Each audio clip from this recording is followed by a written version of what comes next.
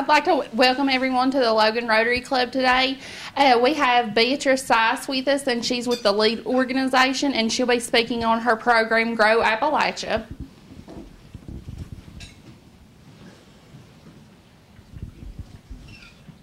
Thank you. Hello, I go by Beatrice Sias, and I'm from Man. And I have worked with the lead organization since the day they first opened the door, and we started out in the White and Browning building.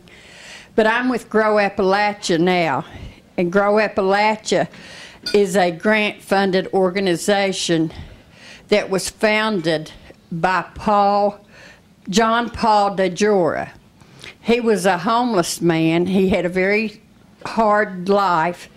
It was him and his mother and brother, and the only garden they had to eat off of in the winter, or to eat out of in the winter, in the summer, was the peas, the lettuce, and onions. So his teacher told him he would never be nothing. Well, he was homeless. He served in the Navy, and somehow or other he got involved in hair salons. And he is a billionaire over. His product is Paul Mitchell Salons. And I'm sure the ladies all know that. But this is a very good organization.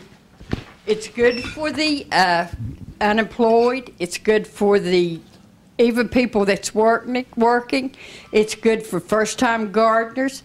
It is also good for children. And we do have a substantial amount of gardeners this year. Last year I had 21. This year I have 50-some. And it does keep me busy, but I love every minute of it.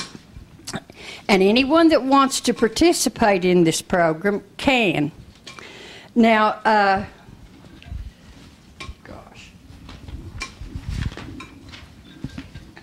Grow Appalachia has two main sites in this area. There's one in Big Ugly, and then there's one in Logan. Hopefully, this time next year, I'll have a large gardening site in Man. I have this year the rest care homes. I have both recovery homes, which their gardens are doing super, and this is the first time they've ever gardened. And both of them together have 10 homes, and there's approximately 47 people in all the homes. And I start taking garden applications in February. And the way we do it, I had an interview with Jay Nunley, Facebook, word of mouth, and also signs, and just people hearing it on the radio helped a lot this year. After we get the people in and we take the applications, then we have a planning meeting. And in that planning meeting, I ask them what they're going to need, what tools they need, how big a plot they're going to have, what other things that they will probably be planning that I don't have on hand right then. So we go through all that planning thing, and we supply hose, gardens. We do everything organic. Everything is organic fertilizer, organic topsoil, organic compost. All the seeds are heirloom. And if you don't know what an heirloom seed is, it's the kind that you can keep saving from year to year and replanting. Now, heirloom seed is not a shiny seed. The other seeds, the hybrid seeds, are the shining seeds. So that's not the ones that you can replant. And after we do the planting and we find out what they need and everything, then I go to Basden's. I keep it at home. Everything we buy, we keep it at home, except plants, and I'll go through that with you. We get 50 pounds of potatoes, 50 pounds of fertilizer, compost, all the topsoil they need, onions, hose, rakes, shovels, mattocks, anything they need, we buy it. And then we have a greenhouse that belongs to the Big Ugly site that we transplant seeds and grow them in the hothouse. And the hothouse is as big as this room, and she has hot mats that she sets the tray of plants on. And they germinate from that. And that's how we keep so many plants that we can give people all the plants they need. And I still have things at the office that people are still coming in to get. We get pumpkin seeds, watermelon, cucumbers. Now, we do have to order that. But the plants, we do the part of transplanting. Now, after the garden is planted and everything is starting to produce, and this year and last year too, we didn't know if winter was ever going to quit or not, so we got started late. But some of them have already gotten lots out of their garden. One boy sent me an email last night, and he had gotten 2 or 3 cabbages that weighed 12 pounds. And they call me when their produce starts coming in, after it starts growing, and they let me know each week what they have, how much it weighed, and I keep a record of it, and we turn it in. And last year was our first year, and we produced 15,000 pounds of produce. Now, the reason this man started this, he writes grants, and you turn your grant in, and he approves whatever he thinks should be, because people are not eating healthy, they're not living healthy. Some children don't even know where French fries come from. They think you go through or drive through and you order a French fries. And I was telling them one day, I said, you see this potato? This is where you get your French fries. No, we go to the drive-thru, you know. But we do good, and they're learning. There's a girl that has community gardens over at Cora Shamrock, and her gardens are pretty, and people can rent those. And they get whatever they want out of their garden. But last year, like I said, we produced over 15,000 pounds of produce, and we were the top site in our area. And we have workshops. I'm having workshops now on canning. I'm also having it on preserving and on jellies and jams. And we're planning farmers markets this year. We're going to be at the arts and crafts, and the produce that my gardeners take and sell, they get to keep the money. They, you know, in our area, people says, well, I don't want to sell it. I'll give it to somebody. Well, I'll give it to my neighbors. Well, that's fine too, but we want them to be at the farmer's market. And if they sell any and they don't want to keep it, they can give it to an organization that can use it. And we don't mind that a bit, because that's their money. If they want to sell all their produce, that's up to them. And the other farmers market will be, I'm planning June the 24th at the Cora Shamrock Church, and we're having Family Fun Day. And each year I give my gardeners a gift. Last year, the lady from the extension office came, and she demonstrated pressure cookers or canning cookers, and they all liked them. So they said, Bea, we'd like to have one of those. So I said, okay, I'll see what I can do. Magic Mark just so happened to have them on sale. And for everyone that came all the time to the workshops, I bought 12 canning cookers. And they each got a pressure cooker, canning cooker. And they love it. They use it all the time now, they said.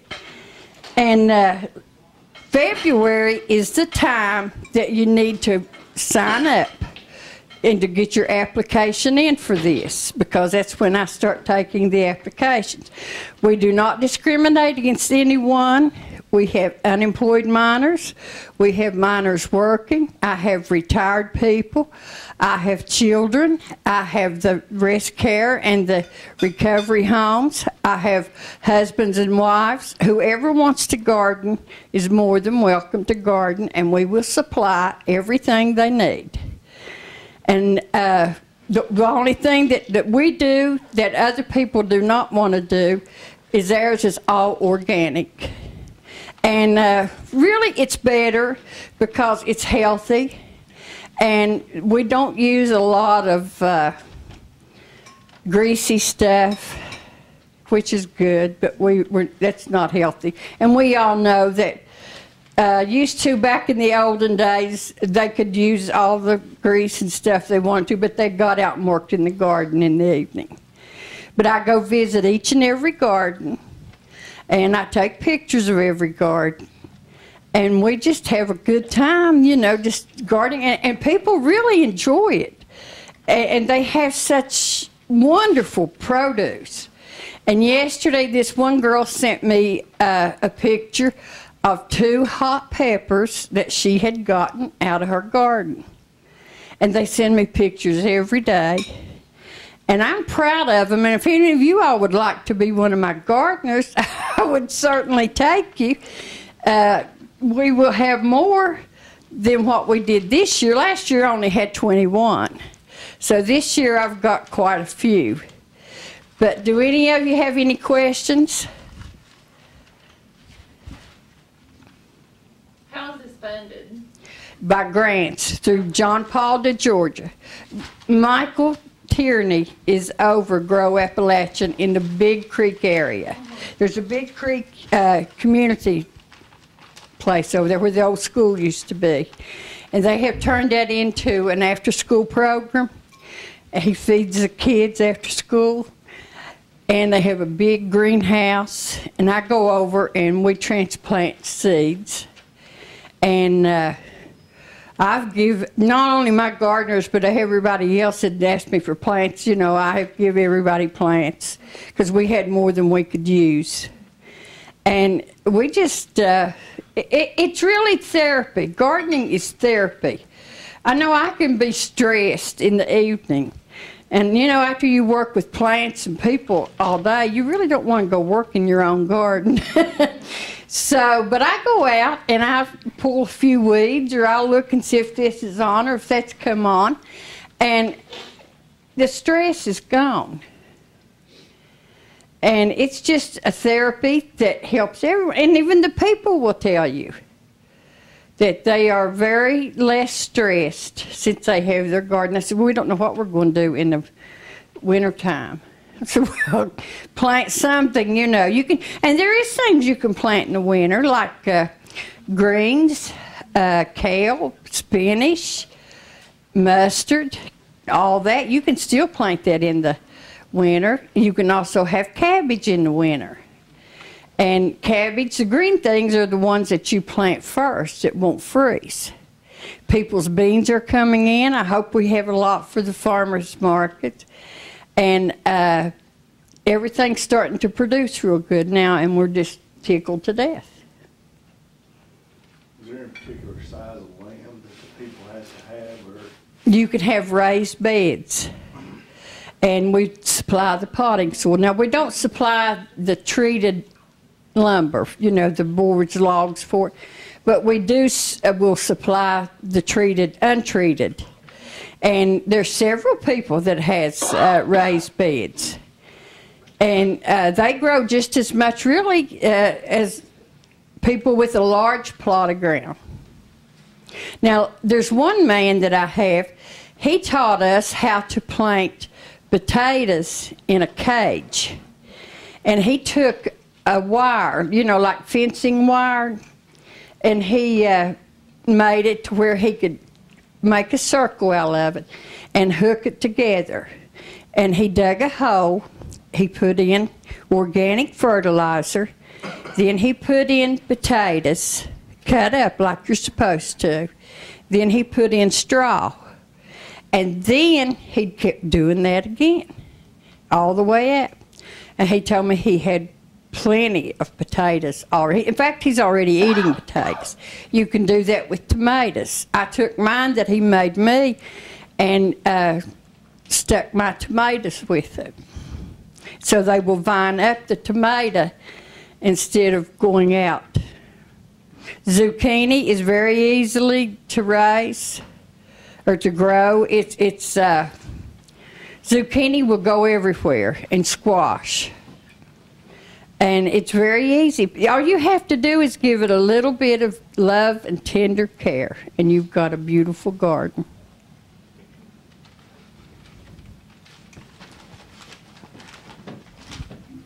Any more questions? Okay, we'd like to thank Beatrice for joining us today. If you want more information about it, you can contact her. You can talk to her today, or you can contact her at the lead office, or stop by the Arts and Crafts Festival on August 7th or 8th at Willie Acres Arena here in Logan. Thank you. Thank you.